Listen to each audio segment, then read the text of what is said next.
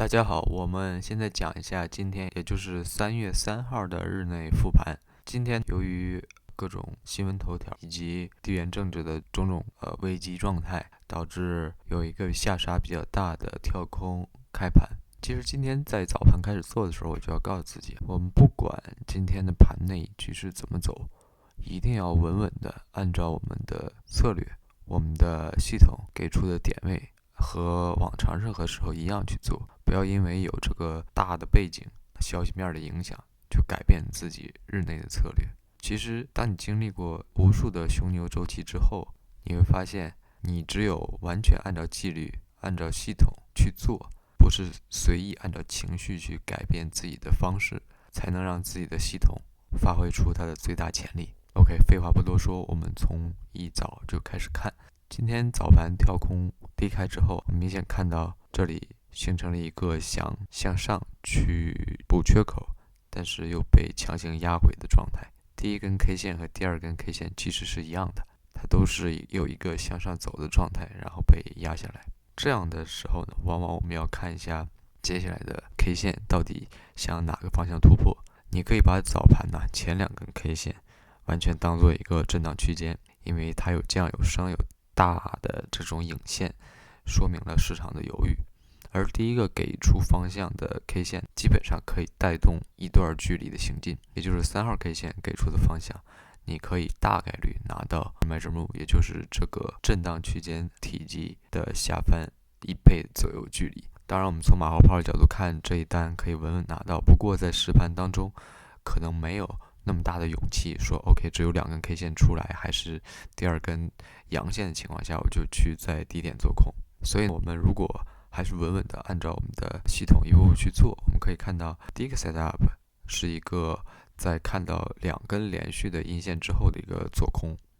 做空的入场点在这里这根蓝线处。我们可以看到，其实这一次做空我们基本上是成功了的。这里有一个差不多一个甚至小于1个 tick 的 gap， 没有达到我们的目标点位，但在实盘当中如果我们手握着这一个 setup， 同时又看到价格位置走到这里了，其实可以早一点的落袋为安，止盈离场。当然，如果我们从严谨的角度来看，这一单我们必须把它算作一个失败的 setup， 因为毕竟没有完全达到点位就已经反弹了。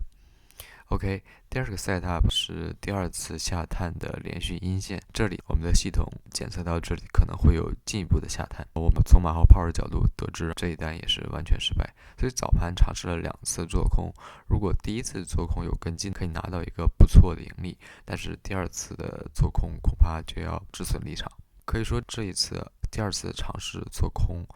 是今天所有 setup 当中最后一次失误了。之后我们所有的 setup 都是以做多为主，并且拿到了目标点位。我们看第3个 setup 其实非常明显，这是第二次牛抬腿又上穿 EMA20， 所以这里稳稳的有一个入场点位是在第3根连续阳线的上方，我们可以在实体上方，也可以在高点上方都可以，在这里进行了一个做多 setup， 这一单稳稳的拿到了这个目标点位。我们看下一单，其实又是一个继续向上上升的一次确认，所以这一次上穿 EMA20 之后，下一根阳线进行了一个确认。确认之后呢，我们依旧可以下多单。如果第一个多单已经跟了，这里可以加仓，也可以继续跟随了。只是说 OK， 我有更大的信心，这一单多单可以盈利，所以这一单也是稳稳拿到了这个目标点位。下一单是更激进的继续跟随，在第一单多单的目标点位附近，系统又一次监测到了非常牛趋势的这种状态，同时认为这种趋势可以继续这种趋势延续下去，所以在这里又一次只是做多。当然，这一段的震荡会持续比较久，它是一个向下的小三推，做了一个楔形的回调。这个回调可能对一些意志不坚定的做多者就已经是一个很大的挑战了，可能早就离场了，可能离场的位置都不是很好。为什么这么说呢？因为你第一次做多的这个位置在这里已经预示着 OK， 这已经是你的目标点位了。但是如果在这里你再继续做多，你可能会想这里会不会已经到达极限，或者是前期高点这个阻力的位置。如果有这种 concern， 很容易就在这一段震荡过程中离场。当然，我们这是马后炮的说你应该留在这里继续做多。不过实际实盘操作的时候，我们可以持续关注这样的K 线的连续性。像我说的有2点非常重要：同方向 K 线的连续性以及重叠性。我们需要好的连续性和重叠性来确认更大概率的 trend， 也就是趋势方向的行进。这里我认为阳线的每一波的连续性都非常不错，至少有3到4根连续阳线，但是重叠性稍微差一点，说它们重叠会稍微多一点。不过更重要的是什么？是阴线的连续性极差。我们可以看这4段回调，1、2、3、4段回调，4段小回调的阴线最多就是这段3个小小的阴线，其他每次都是第一根阴线就被拉回，它几乎没有什么连续性。所以这里也可以进一步帮助你认清 OK， 我是值得再跟随一段多单的，或者说我之前入的多单可以不离场，或者说我加仓或者是建仓新的多单。至于入场的位置呢，有时候你聪明一点，可以先看一下跟 EMA20 的互动，再进行做多。方向是确定的，不过这个东西就很难，因为你在实盘操作里很可能在这里的时候，你看到这么多连续的阳线，你就会感受到那种紧迫性，很难说我再等等，或者说我很确认它会回调到 EMA20 给我更好的入场点。所以如何入场这里其实不用过多的去纠结，你只要知道 OK 这里的连续性和重叠性很大可能性会带动第2次上涨，所以这一波也很顺利的拿到了目标点位。下一个做多点位同样像这样的连续阳线部分，又是一个稳稳的拿到目标点位的做多。最后一次做多，也就是最后一次连续阳线出现的地方，这里我们又是给定了目标点位，也是稳稳拿到。有的人会问，为什么在后续的这些连续阳线处就没有更好的做位置？首先我们看这里已经涨了有一段时间了，而且在逐步上升的过程中，阴线的连续性慢慢变好了。你看，从这里的只有一根一根一根，到这里3根3根，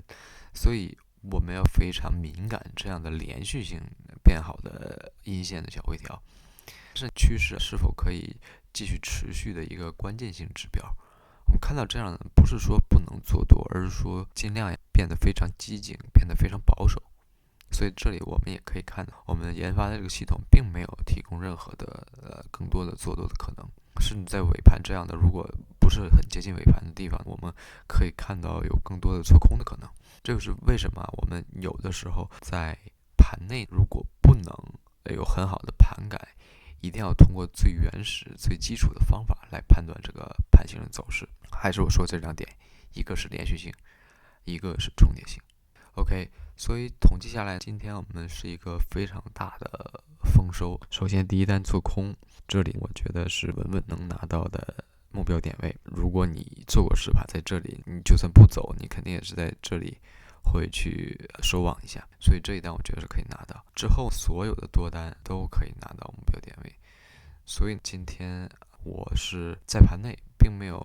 过多的交易，只做了4笔，而且4笔都有一定的盈利。好，这就是3月3日的整体复盘。